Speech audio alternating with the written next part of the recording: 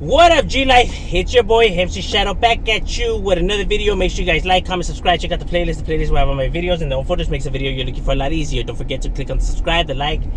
It's free. It don't cost anything. You'll be helping my channel out a lot. Don't forget to check out my second channel, Man in Society, where I talk about other stuff, outside of the streets, politics, religion, all that good stuff.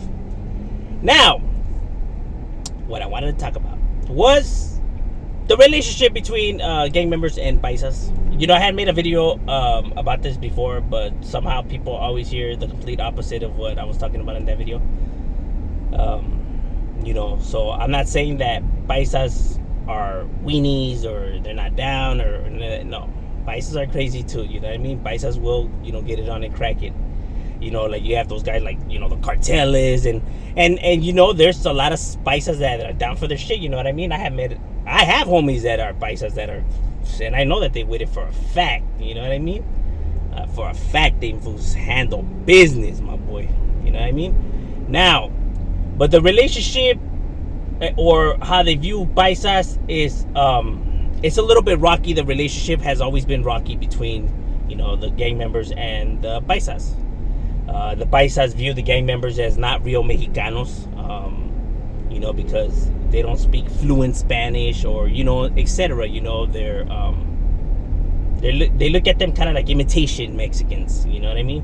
And the gang members will view paisas as, just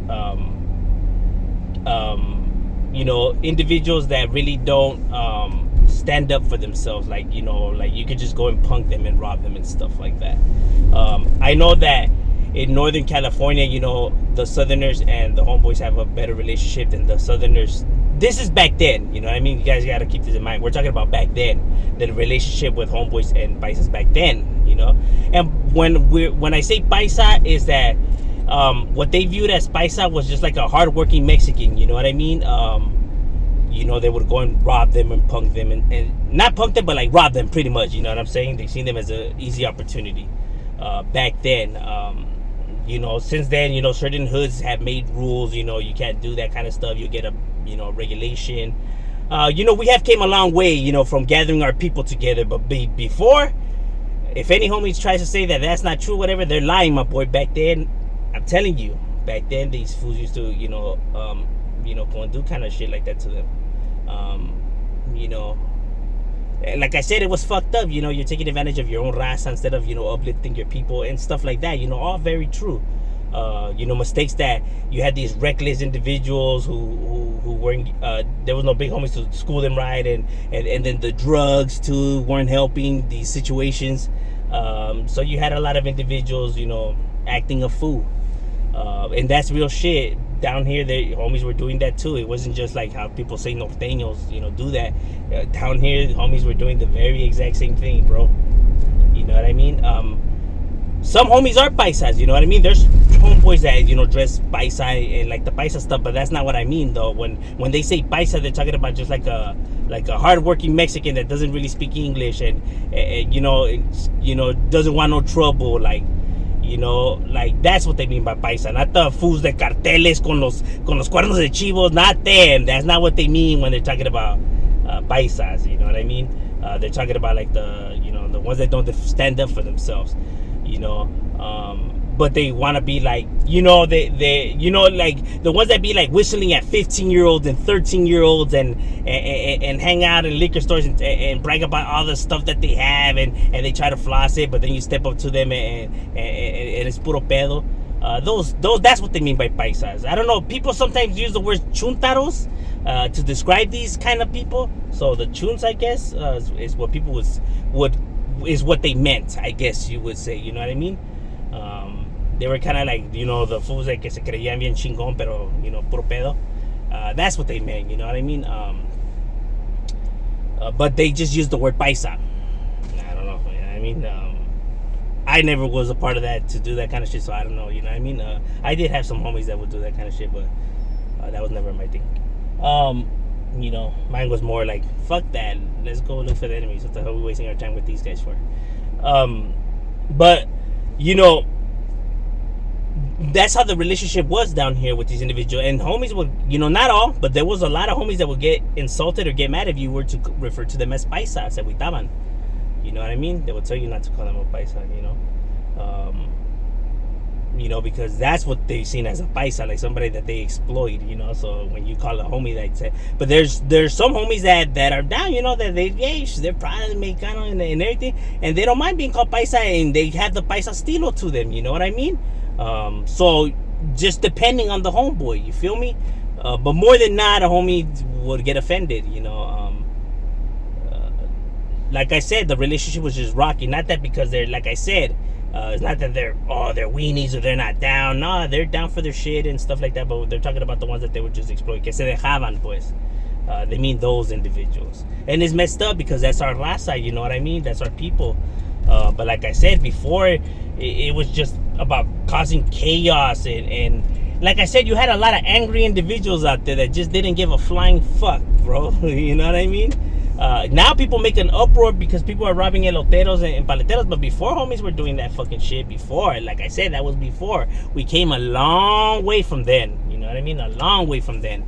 There's more now unity. And the reason we came a long way from then is because now we really see for what it is. And I think social media has a lot to play with that. Now, you have presidents that don't want us here, and you have all these individuals that are coming against us. And now these battles are starting to see that it is for what it really is. Like, damn, it's really them against us, and by them I mean like government and shit. Like, they don't want our people here. They don't want to give us opportunities, like shit like that. You know what I mean? So now people see that, like, we should like, we need to help each other out because no one's gonna help us out. You know what I mean? And I think social media allowed the unity to come together, allowed people to finally spread their wisdom or their messages. Like I said, one thing I had said, social media is a blessing and a curse. You know what I mean?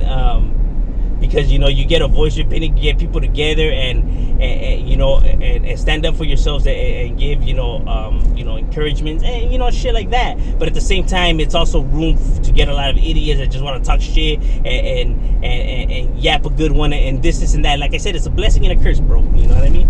Gotta take the good with the bad. But yeah, the relationship wasn't like peaches and cream like people think. When it was with Southerners and the raza down here, but like I said, that was back then. You don't see that shit no more. You don't see homies doing that shit no more. You know what I mean? Because like I said, now klechas being spread around and stuff like that. But before homies were just out there running amok and doing whatever the fuck they want. Well, not whatever they wanted to, but almost. Because there was still rules that shit that people couldn't do and stuff like that. But there was a lot of chaos before. Like I said, man, back then it was some dark times, bro. Dark times. So that's why when I say, the reason I wanted to touch on this and stuff like that, what it was then, right? This was running up to these paisas and all this shit would get done. People have all this hatred and anger and stuff like that, and very rightfully so. You know what I mean? Towards homeboys, because of all the madness. But how it was then and how it is now people can see it's completely different, bro. Shit like that ain't happening no more. You know what I mean? And now it's more stricter than before. Now homies, you do that kind of shit. Homies ain't gonna think that shit's crazy or you're down for that or nothing. You're probably gonna get a beat down. You know what I'm saying? Homies ain't really feeling that, no more.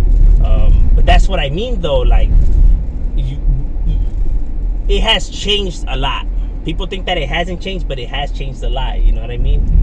It has gotten better. It has. Little by little, it's getting better. Little by little, it's getting better. Little by little, it's going away. Little by little, it's fading out. Little by little.